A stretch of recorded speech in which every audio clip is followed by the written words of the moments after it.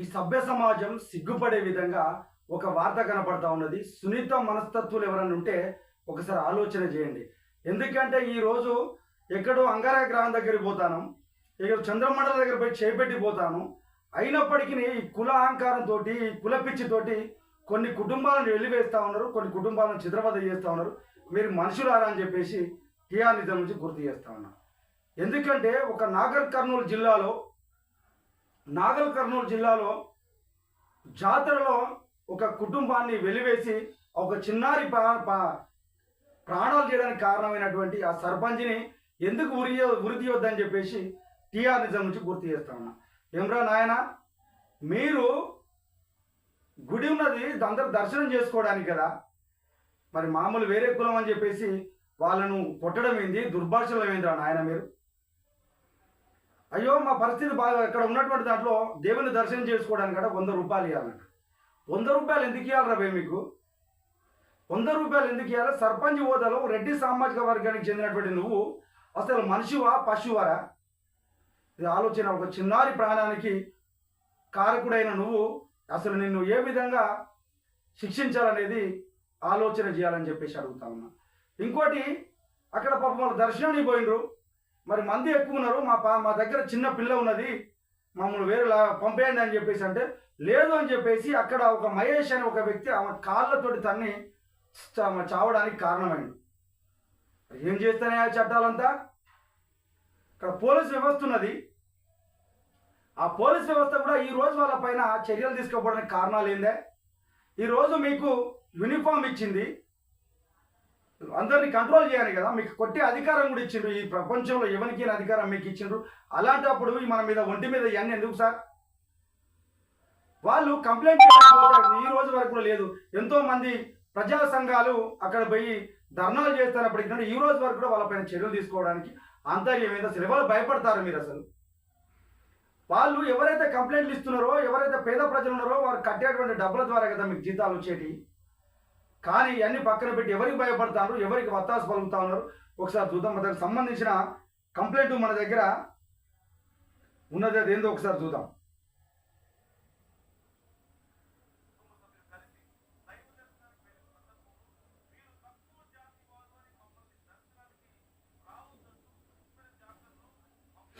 ఆ జాతరలో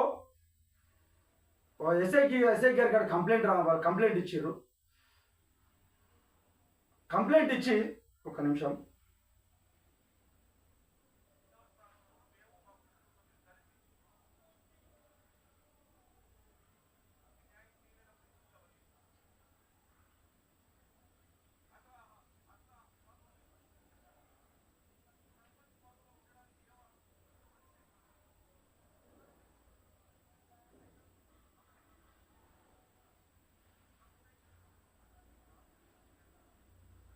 వాళ్ళు కంప్లైంట్ రాసిండ్రు.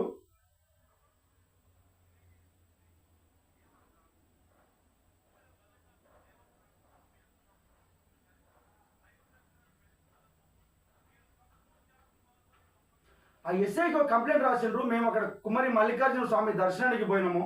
ఆ దర్శనానికి పోయిన సందర్భంలో మీరు తక్కువ జాతి వారు అని చెప్పేసి మమ్మల్ని ఆడ ఇబ్బందులకు గురి చేసిండ్రు, వాళ్ళపైన చర్యలు తీసుకోండి, ఆడ మా మీద దాడి చేసిండ్రు అని చెప్పేసి వాళ్ళు కంప్లైంట్ ఇచ్చిండ్రు. దానికి సంబంధించినటువంటి కంప్లైంట్ వాళ్ళ దగ్గర ఉన్నది. కానీ ఆ కంప్లైంట్ పైన చర్యలు తీసుకోకపోవడానికి అందరి మీద మీ దగ్గర మీ పైన ఆ యూనిఫామ్ ఎందుకండి? ఆ యూనిఫామ్ మీకు ఎందుకు అని చెప్పేసి టీఆర్ నిజం నుంచి అడుగుతా ఉన్నా. ఎందుకురా నాయన ఇది? వాడు సర్పంచ్ పదవిలో ఉంటాడు, సర్పంచ్ పదవి నుంచి బర్తరఫ్ చేయాలని చెప్పేసి టీఆర్ నిజం నుంచి ఒకసారి గుర్తు చేస్తాను. ఎందుకంటే సభ్య సమాజం ఆ దిగుబడి సందర్భంలో ఒక్కటి సున్నిత మనస్తత్వాలు కొంచెం ఇబ్బంది పడద్దు. ఎందుకంటే ఈ బాధ అనిపించే సందర్భాలు, ఈ మనిషి ఎట్లా పుడతారా నాయన? అందరిలాగానే పుడతారు కదా. నువ్వేమన్నా ఆకాశం నుంచి దిగు ఊడిపడ్డావు కాదు కదా, నీ తల్లిదండ్రి సంసారం చేస్తేనే కదా నువ్వు పుట్టింది. మరి వీళ్ళు కూడా అదే సందర్భంలో కదా, మరి నీకు వేరే కులం అని చెప్పేసి వేరే అధికారాలు ఎందుకురా నాయన నీకు? కాదు కదా. ఈరోజు ప్రపంచము ఏఐని సృష్టించింది, వాళ్ళు అంగారక గ్రామం దగ్గరికి పోతా ఉన్నారు, ఇంకా కొత్త వాటిని సృష్టిస్తూ ఉన్నారు. ఇలాంటి సందర్భంలో కూడా ఈ కుల పిచ్చి, ఈ మత పిచ్చితోటి కుటుంబాలను విచ్ఛిన్నం చేయడం ఎందుకు నాయన మీరు? ఇప్పటికైనా ఈ సర్పంచ్ కుటుంబం పైన చర్యలు తీసుకోవాలని చెప్పేసి టీఆర్ నిజం నుంచి గుర్తు చేస్తాను. దీనికి సంబంధించి విశారదన్ మహారాజు గారు నిన్న మొన్న వాళ్ళ దగ్గరికి పోయి ఈ వీళ్ళకు ఈ బాధితుల పక్షాన న్యాయం చేయండి అని చెప్పేసి రోడ్డుపై బైఠాయించింది. పోలీసు వాళ్ళకు దేవుడు ఎందుకయ్యా మీకు కనీసం మీకు బాధ్యత లేదా, మీకు అసలు ఏం చేస్తానట్టు వీళ్ళపైన మీరు చర్యలు ఎందుకు తీసుకుంటలేరు, వీళ్ళపైన చర్యలు ఎందుకు తీసుకుంటలేరు అని చెప్పేసి చెప్తా ఉన్నాడు. అయినప్పటికీ మీకు నిజంగా పోలీసు వాళ్ళకు చిత్తశుద్ధి సిగ్గు శరం ఏమని ఉంటే మీరు మనుషులైతే ఖచ్చితంగా వీళ్ళపైన చర్యలు తీసుకోవాలి కదా. ఈ చర్యలు తీసుకోకపోవడానికి మీరు ఆంతర్యం ఎందుకు సార్ చూడాలి? ఎందుకు సార్?